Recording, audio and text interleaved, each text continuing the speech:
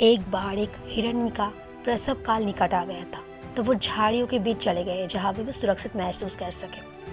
तो अचानक ही उसका प्रसव पीड़ा भी शुरू गई और उस समय आसमान में बिजली कड़कने लगे और जिस वजह से जंगल में आग लग गई। तो हिरणी ने देखा कि उसके सामने एक शिकारी तीर लेकर खड़े हैं उसको मारने के लिए, और हिरणी दूसरी तरफ देखा तो उसके सामने एक भूखा शेर है जो उसको खाने के लिए तैयार है।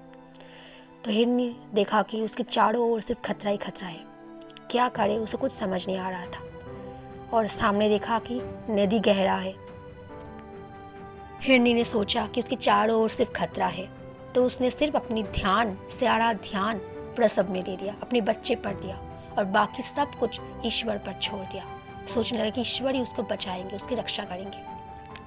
तभी अचानक इतनी जोर की बिजली कड़की कि उस वजह से जो शिकारी थी उसकी निशाना चूक गया, और उस निशाना चूकने की वजह से शेर घायल हो गया और घायल होकर मर गया।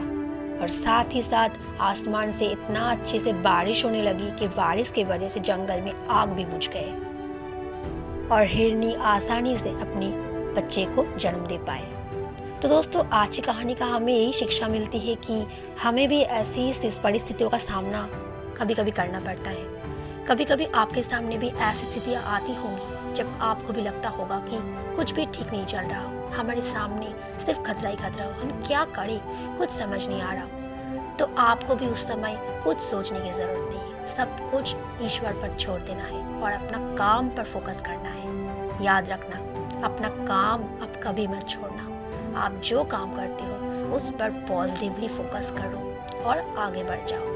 और परिस्थितियाँ क्या है, आज आपके अनुकूल नहीं है लेकिन कल ज़रूर होंगे, इसलिए तो उसको आपको अभी के लिए ईश्वर के ऊपर छोड़ देना है। ईश्वर हमेशा आपके साथ है, तो आपको सिर्फ अपना काम पर ध्यान देना है और पॉजिटिवली अपनी ज़िंदगी को जीना है। तो दोस्तों, आज की कहानी यही तक, फिर मिलते हैं कि अगली नई कहानी के साथ। तब तक के लिए लेते हैं अलविदा।